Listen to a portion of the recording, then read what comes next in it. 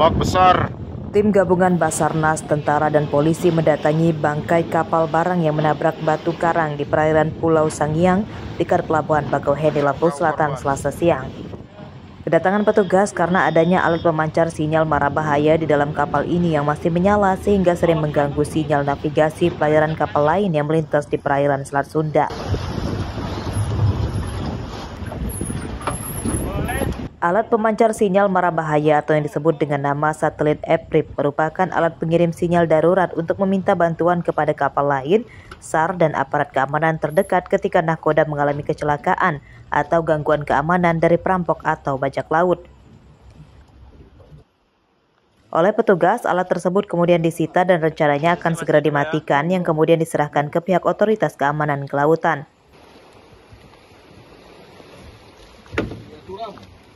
Terkait adanya pancaran sinyal mara bahaya yang dipancarkan oleh LCT Cahaya Maulida di perairan Sangiang, dapat kami laporkan untuk EPRIP atau pemancar sinyal mara bahaya sudah kita temukan dan dalam kondisi hidup. Selanjutnya akan kita matikan dan kita bawa ke darat untuk diserahkan ke pihak yang berwajib. Untuk kejadian sendiri sudah terjadi di tanggal 31 Agustus 2024 dan seluruh ABK sudah kita evakuasi dalam kondisi selamat. Namun ITFORP-nya belum sempat kita evakuasi dan baru memancar pada hari ini. Kapal dengan nama Lambung Cahaya Maulida Samarinda ini kondisinya rusak dan terbengkalai akibat kandas setelah menabrak batu karang pada bulan Agustus lalu. Kapal ditinggalkan begitu saja dan hingga kini belum diurus pemiliknya untuk dievakuasi. Asep Saifullah melaporkan dari Lampung Selatan.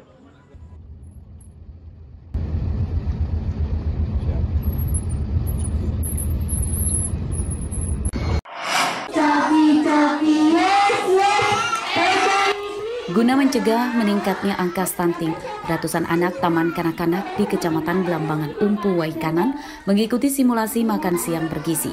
Kegiatan pada Selasa pagi ini diinisiasi Polres Waikanan bekerjasama dengan instansi terkait.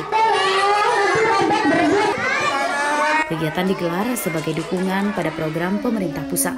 Para peserta antusias mengikuti kegiatan dan lahap menyantap makanan dengan menu nasi, ayam goreng, tumis buncis, wortel, selada, dan lain-lain.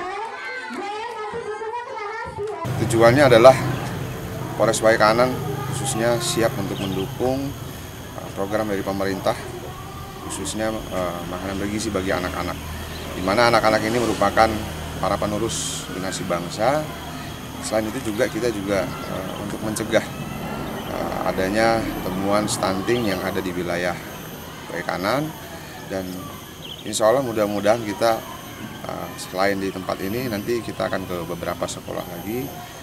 Minimal sebulan sekali lah kita bisa melaksanakan kegiatan ini sehingga tidak ada lah stunting di Kabupaten Waikanan. Tujuannya seperti itu. Alhamdulillah siswa kita 71 anak.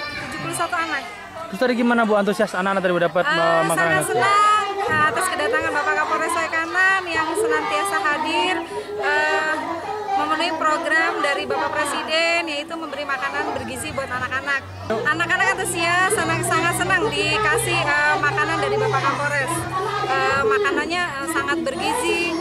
Di situ menunya ada sosis, nugget, ayam, ada sayuran, dapat ada susu kalau nggak salah tadi ya. Terus anak-anak juga dikasih ada souvenir, itu ada krayon.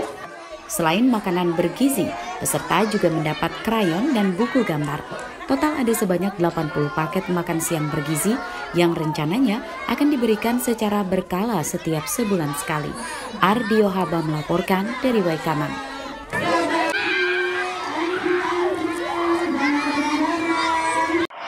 Ini bulan berapa sehingga mendapatkan beberapa.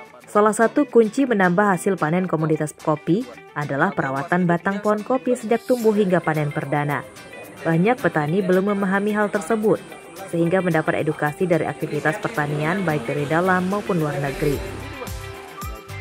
Salah satu organisasi ini berasal dari Jerman yang merekrut SDM lokal untuk jadi penyuluh pengembangan agrikultur dan agribisnis.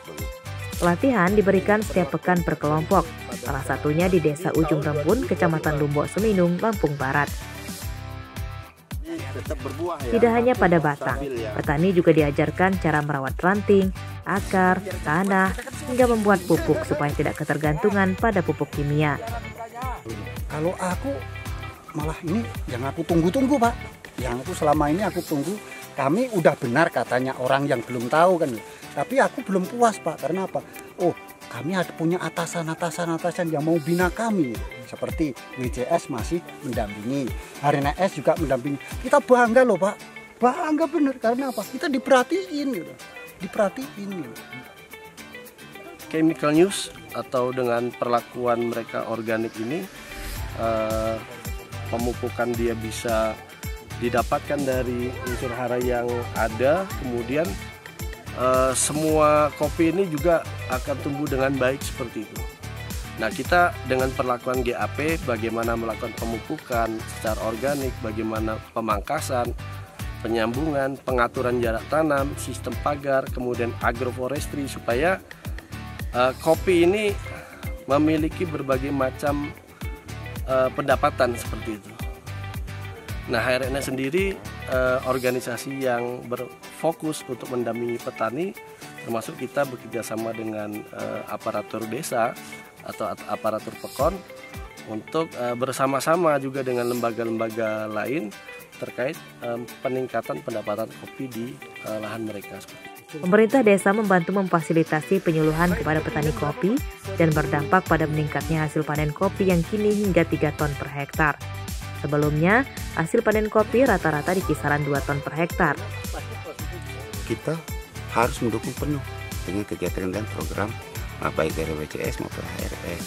Ya, terbukti sekarang ini binaan-binaan dari WCS dan HRS ini sudah terlihat. Nah, contoh kita sekarang ini berada di kebun Pak Tarzan. Ini salah satu binaan dari WCS dan HRS. Nah, ya, udah kelihatan, alhamdulillah hasilnya sudah ada. Mudah-mudahan ya, kedepannya lebih banyak Pak Tarzan yang lain. Lampung Barat merupakan kabupaten terujung di Lampung yang berbatasan dengan Sumatera Selatan. Kabupaten ini memiliki luasan perkebunan kopi jenis Robusta lebih dari 60.000 hektar dengan penghasilan sekitar 65.000 ton biji kopi per tahun. Rosandi melaporkan dari Lampung Barat.